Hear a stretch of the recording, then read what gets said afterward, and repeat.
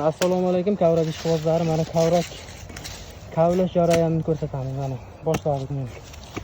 Birinchi boshlash uchun boshlanishi. Mana shunday holatda kavlanadi. Kavrak qanday kavlayman, qanday dimlayman deb yurgan akalar. Mana shunday holatda kavlanib o'choq qilib sochi ilinadi. Mana soch desa. Mana sochi yulindi. Mana shunday holatda bo'ladi. Endi qaytarib dimlanishini ko'rsatamiz. Mana sochini qo'yamiz qaytarib yana ko'mtalaymiz. Bu kavrak nasib bo'lsa 40 kun dim yeydi.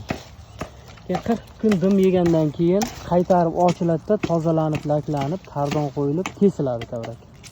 Mana shuni qaytadan mana shunday holatda qalinroq qilib ko'milib, mana o'zini paderasini qo'yib ko'mtaylanadi. Mana kavrak ishqibozlari. Mana kavraklarimiz.